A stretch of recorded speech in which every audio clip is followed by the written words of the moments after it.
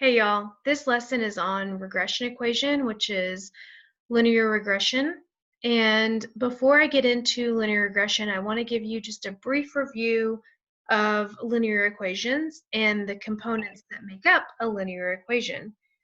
So I just have a short little review before we get into linear regression, but I think it'll be valuable to you to see the meaning of each part of a linear regression model. So, if you remember from algebra in high school, even, you don't have to take college algebra, but even in high school, a linear equation in slope-intercept form is written y equals mx plus b, where m represents the slope. And slope is found by subtracting the y values divided by subtracting the x values. You might recognize this as rise over run. So I'll show an example down below of how to graph that, but if you're finding the numerical value of slope, you're using this formula. And if you're graphing it in on a coordinate plane, you're using rise over run. So they mean the same thing. And B represents the y-intercept, which is where the point crosses the which axis. If it's a y-intercept, it crosses the y-axis. In statistics, you might recognize this equation instead. When we get into linear regression, you might see this in textbooks or on other websites. And it looks very similar to the slope-intercept form. So basically, this would be mx, and this would be plus b. So it's kind of just flopped. Or even this, a plus bx, or b plus ax. There's lots of different letters they can use. I know in the TI-84, they use a and b, so you might see those, but basically what you're noticing here is that there's a value with x, and that's your slope, and there's a constant value added or subtracted that is the y-intercept. So I have an example of here in words. We're sketching the graph of the situation where you pay someone to do a job and they charge $10 to book the job plus $20 per hour. So I'm going to write an equation for that first. It's a function where the person charges $10 plus $20 per hour, so for each hour. You could make a table of values here, or you could graph it using slope-intercept form, where this is your slope and this is your y-intercept. Since we're talking about a situation about money, I'm actually just going to use the positive quadrant of a coordinate plane, which looks kind of like an L. It isn't, yeah, an L. And this is going to be hours, and this is going to be money. So since I'm in tens and 20s in my equation, I am going to go by tens on my y-axis. You could go by ones if you wanted to, or fives, but I'm just going to go by tens for ease of use. And then for hours, I'm going to go by ones. This is just a rough sketch. Obviously, my little tick marks are not evenly spaced, but you get the idea. So the y-intercept is where you kind of start graphing. It's not necessarily where the line starts, but it's a good starting point as far as drawing your graph. So on the y-axis, I'm going to go to 10 and put a dot. And that's a point, 0, 10, which represents at 0 hours, the person makes $10. So just for showing up to the job, the person makes $10. Then $20 per hour means that the rate of change is $20 each hour. So that means I can go up $20 for 1 hour. and that gives me my second point. So at 1 hour, this person makes $30. And then another hour, the person would go up $20 over 1 hour. My dot's a little off. Here we go. Which means that at 2 hours, this person makes $50, and so on.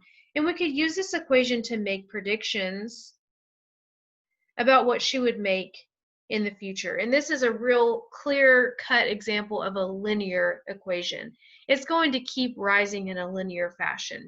Unless she changes her prices, it would change and maybe be a piecewise function or something. But for now, as long as all the rates stay the same, then this is how much she's going to make. There's another example here with a negative slope. Y equals negative 3x plus 5. So this is your slope, and this is your y-intercept. And remember that y-intercept is kind of our starting point. I'm going to sketch a graph. This is x, this is y. I'm going to start at 5. That's a dot. 0, 5 is my y-intercept. And then from 5, my slope is 3, which indicates, I'm going to fix that. I'm going to go over here. That for every unit, the line is falling 3 units. So the rise is -3 and the run is 1. You can write it as a fraction so that the rise and run is easy to do. So you go down 3, run 1. Down 3, run 1. And it follows that same pattern all the way down. It's another linear equation. This is not a word problem, so I can go up into the negative and down into the negative quadrants because it's fine for a linear equation. That's just kind of a review of how to graph those, what they mean, what it looks like, and stuff like that. Which leads into the point of the lesson. We're learning about regression equations, and we use regression equations, or we draw regression equations, it's hard to say, based on a scatter plot, which is a graph of data from 2 quantitative variables. So remember, quantitative means numerical variables. And we use scatter plots to see if there's any type of relationship between the 2 variables. So for example, height and shoe size, or length of a foot, we could do instead. Or age of a car, that's a typo, sorry. Age of a car and the trade-in value of the car. So we want to see if maybe there's a relationship between these 2 variables. We have these 2 numerical variables, the age of a car and the trade-in value, which is money, numerical variables, and we want to see if they're related. As the car gets older, does the trade-in value go up or does it go down? And we can see this relationship between the variables. We can fit a line through a scatter plot to represent an equation of fit that would help us make predictions about maybe what would happen in the future.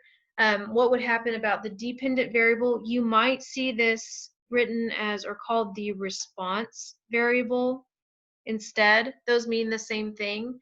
So there's a variable that responds to the independent variable or predictor variable. And like for example, in the car, the trade-in value is going to be the response variable to the age of the car, which is the predictor variable. So the predictor variable could determine the value of the response variable. So the age of the car might have something to do with the value or the amount of the trade-in value of the car, or it might not. You might do a scatter plot, you might write an equation and figure out that maybe they're not related at all, which I think they are.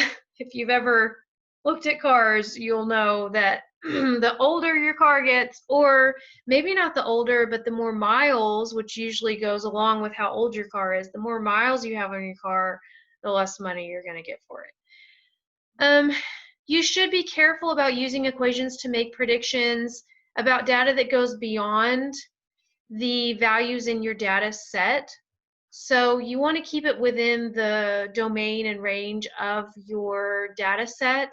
So I mentioned earlier with the job here, maybe later she inflates her prices or something, and so we just don't really know. We can't really make predictions really far in the future, days, years, months, but we could make predictions within the realm of hours. So you have to be careful about using your equation too far in advance that it doesn't really make sense. Or even if you think about the graphs with the COVID data, and it's like, you know, going like this, it's like a little hard to make predictions. Can be done, not within the scope of this class, but can be done much later. While data might have a linear pattern within the range of an observed value, you can't definitely say what might happen in the future, so you just have to be careful about that. I have an example here. I want you to draw a line that you feel like fits the data in the scatter plot, and just pause it and draw a line that you feel like goes through the majority of the data or hits most of those points. Just pause it, draw your own, and come back and compare it with mine, and let's just see how close they are. So your line might look different than mine, and that's okay. This is just for kind of a practice, just to kind of see. The goal here is you want to get a line that goes closest through all the points. So obviously it's not going to hit all the points. If it were going to hit all the points, it would not be a line. But you want to have it to where there's the least amount of space between the observed value and the line. We want to have the least amount of like deviation, is what they call it, from there, so that we can get the line as close as possible to all of our points and get a line that best represents this data. And this is called a regression line, or a least squares line. So least squares means what they're referring to there is the distance between the observed value and the regression equation. And we want to have the smallest amount of error, which they have a little e, as possible, so that it fits the data correctly. An error is the sign difference between the data point and the line. So they measure the distance between the point and the line, and that's the amount of error that exists between those two things. The smaller the error, the better the data is represented by the line. You can find all that by hand, but it's quite a bit involved. And speaking of, you can find a regression equation by hand, but again, it's a very tedious equation and formula. It can be done, and if you want to do it, you can do it, but I would highly recommend using technology in this case. Statistics is really technology heavy for a reason. When you're dealing with large amounts of data, you don't want to be saddled with the responsibility of doing it all by hand. So you can use different programs to make this easier for you that is more accurate. When you're doing things by hand, you're going to make a lot of mistakes. But if you're using technology correctly and inputting the data correctly, then you're going to get a more accurate picture of what your data looks like. So there's lots of different ways that you can do this. This here in the notes I have is using a TI-84. So I just want to kind of point this out really quick. Before you can do anything, you need to turn your diagnostics on. And how you do that is you go to second 0. So the second button is up here, and then the 0 is here. Above 0 says catalog. And you'll go all the way down to the D's. It's in alphabetical order. And you need to turn diagnostics on, and it'll look like this screen. Next, and you need to hit enter to turn it on, and you'll see the word done. And then you need to go into stat edit to input your data. This is just an example, so the data was 1, 2, 3, 4, 5. And what this is these are your X values and these are your Y values. So your predictor variable and your response variable, X and Y. And it does matter which column you put it in because you need to be accurate. Like, for example, with the car, age would need to go here and trade-in value would need to go here, X and Y. And then you're going to get out of that, go to Stat Calc. Down in Stat Calc, there's linear regression, number 8. You're going to hit Enter. And you want to tell your calculator that L1 is X and L2 is Y. So I suppose in the beginning here, if you had not put it in, if you had put it in Y and X, then you would just need to make sure that you tell the calculator which one is X and which one is Y. Which one is your predictor, which one is your response, independent, dependent, whatever. They all mean the same thing. And then once you go through there, you hit calculate, and this will come up on your home screen. And you can see that they have it as A plus BX. So they're giving you the template for your regression equation. And then they give you the A value and they give you the B value. And it's your responsibility to plug it in correctly as you write your equation. These values are for something else. I'm going to cover that in the next video, and we will talk about this later. But for right now, we're just focusing on this. For linear regression equation for 2 variables. There is linear regression for multiple variables. You will not cover that in this class. I took that in a graduate level class, so you don't have to worry about that. We're just doing 2 variables. You'll see down here that I wrote an equation, and I wrote it wrong. Bummer. The X goes here. I wrote 2 plus signs. I did a lot of stuff wrong, so ignore that.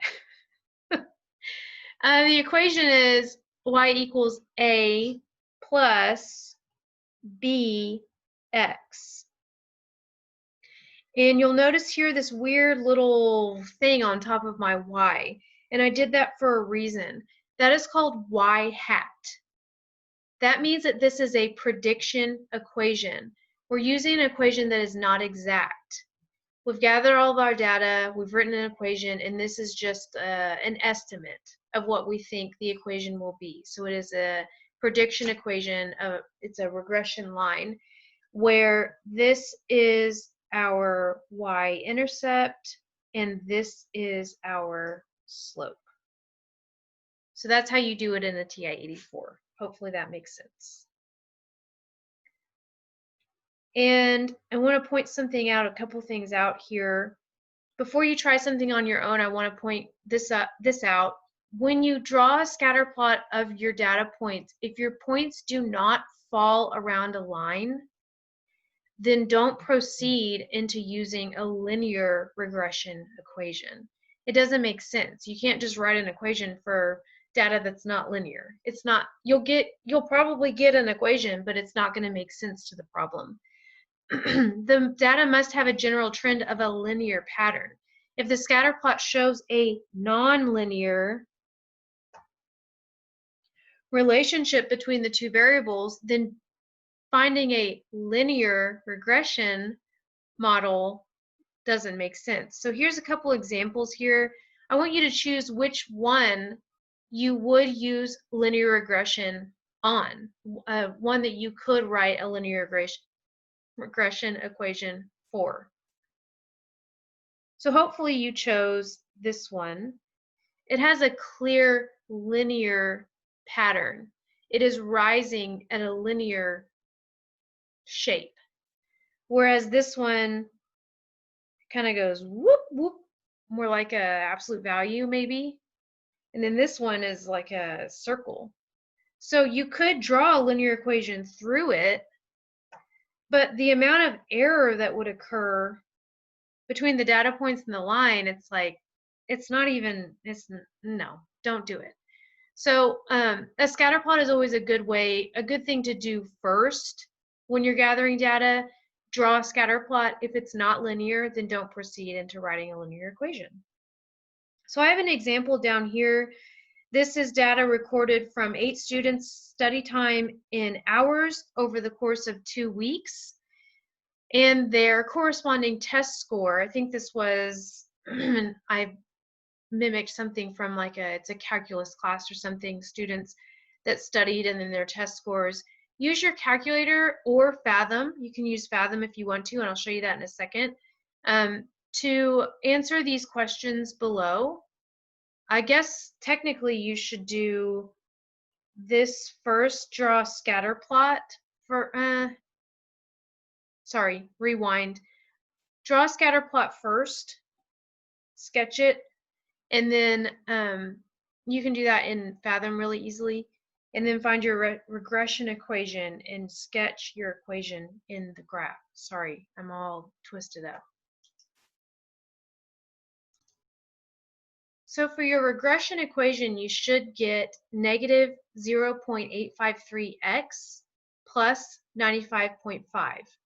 And I purposely didn't draw the regression equation yet. I want to show you something in Fathom because I mentioned that I would, that I think is really cool. So you could find this in your calculator, that regression equation, and you can do a scatter plot in your calculator in the stat plot. So you input your data, you could go to stat plot, make sure it's a scatter plot, and hit zoom 9, and that'll give you a scatter plot of it. And then, but I do want to show you Fathom because I think it's really neat. So let me share my screen really quick and pull this up. Okay, so I've already input the data for this problem. I want to see a scatter plot of this so that I can determine if it's linear or not. So to do that, I need to take my predictor variable, drag it down to the x-axis, take my response variable, drag it to the y-axis, and you can see it has a somewhat linear, downward linear pattern. It's not great, but it is there. It's kind of in here, downward linear pattern. So I can proceed into using a linear regression model. To do that, you're going to click on Model, drag it down, and I need to choose Simple Regression. And you can see here it's asking for my response attribute and my predictor attribute. So I need to make sure and put the correct one with the right place, right? Whatever. So score is my response and hours is my prediction. And here it is giving us the values that we're looking for. So it has that slope, has the y-intercept, it has the other stuff that your calculator would give you, which I'll talk to you about later, and that's Fathom. So that's really easy to do. Let me go back to my, what's this called? iPad. Oh man. I don't know why I'm struggling with words today. I've made a lot of videos today, so maybe I'm tired.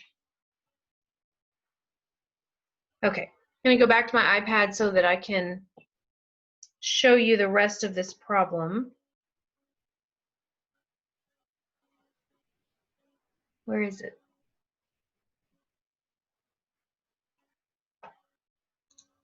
Sorry about that. Okay, so I could just this is just a rough sketch. We're drawing it, so it's not going to be exact. If you could make, if you were inputting this into a document, you could screenshot your Fathom scatter plot if you wanted to. And so we have, these are going to be positive values, these are going to be hours, this is going to be score. I'm going to go, let's see, I'm just going to rough sketch it. I'm going to go by, let's see, trying to decide how detailed I want to make this. Oh, you can't even see it. Why it's not showing up. I'll show you in a second. Okay, so this is kind of a sketch of what it would look like. I didn't even really put numbers on there. I put the 100 up there to give you some reference, but that's just kind of a sketch of what our regression equation and the scatter plot looks like. I want to show you this on the TI-84, how neat this is. You can put your regression equation in the scatter plot. So let me just show you here kind of what it looks like. So what I did was I went to stat edit, and there's my data in there. And then I went to second y equals to go to stat plot. I turned the first stat plot on and I chose the scatter plot, which was the first option right here. And then I went to y equals and I put in my regression equation.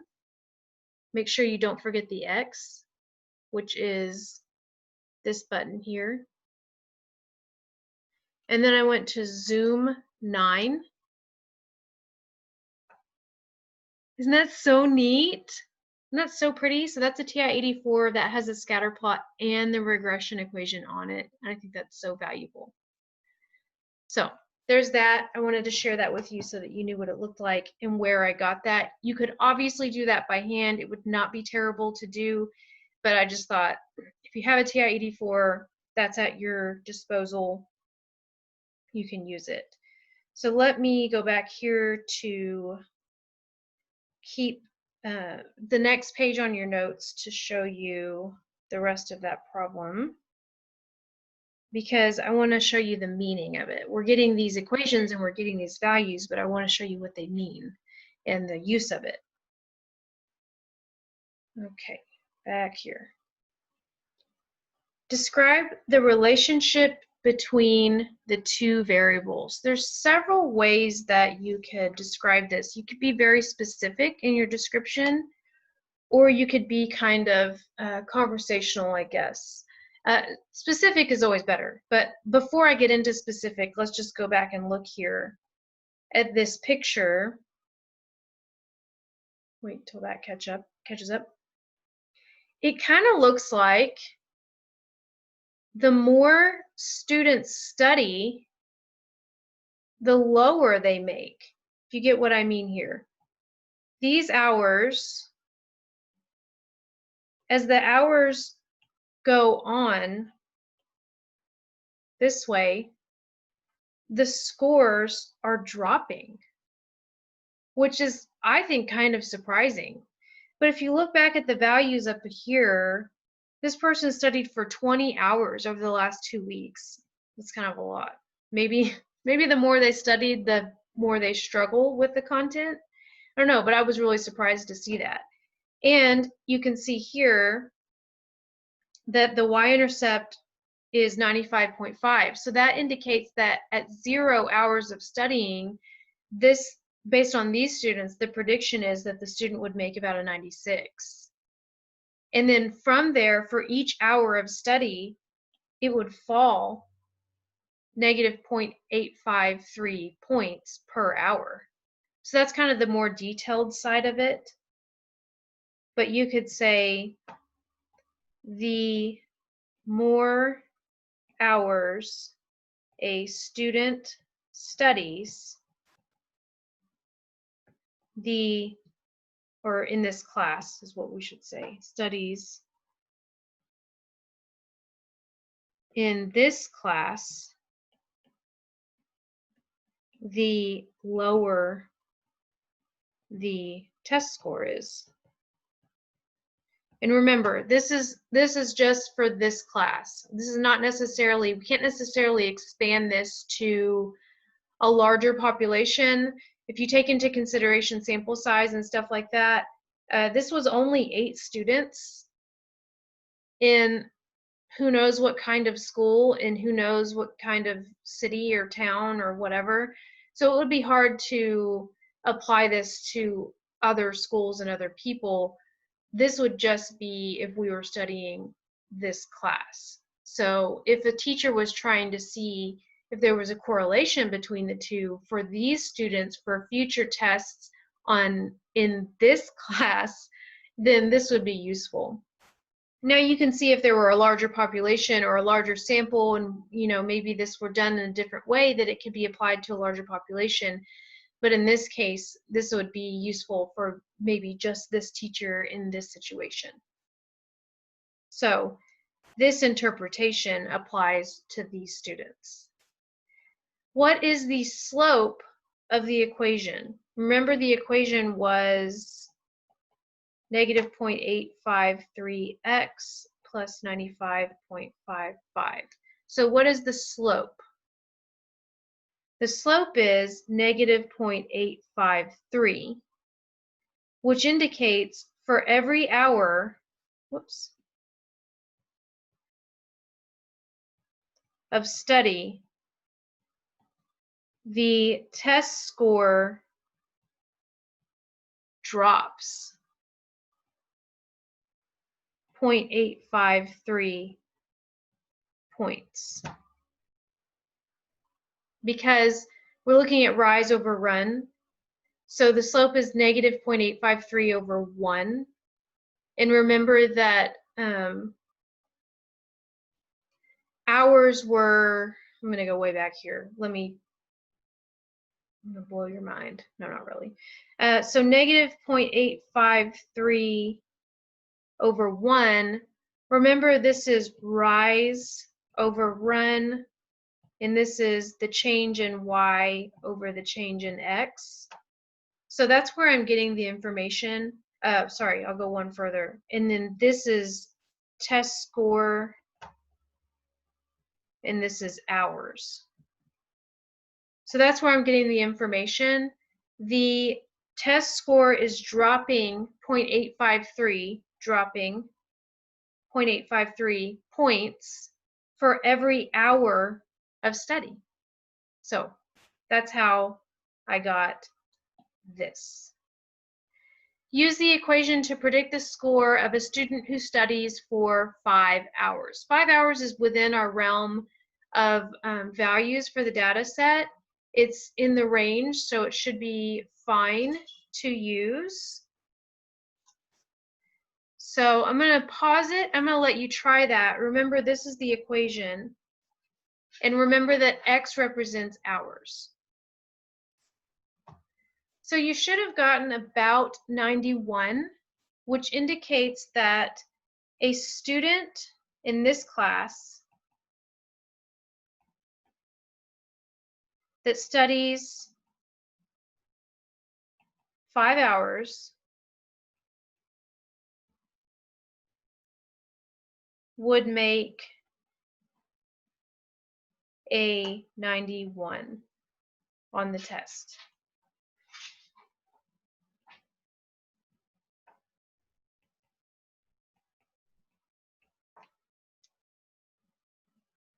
Okay, so remember that x was responsible for hours, and that's why 5 went into x instead of y. Hours were the predictor variable, and test score is the response variable. So pause it and try the next one. You're trying to figure out the number of hours it would take a student to be able to make a 95 on the test. So you should have found that you're going to be plugging in 95 for y because it is the response variable, it's the test score, and you're going to be solving for x. So in order to solve for x, you need to isolate the variable by getting rid of the 95.5 and moving it to the other side, and then dividing as your last step to get about 0.645 hours, which indicates that a student in this class would need to study 0.6 hours to make a test score of 95. Isn't that neat? I love that. So that's all for this lesson. I hope you enjoyed it. I hope you learned something. If you have any questions, feel free to ask, and I would be happy to help.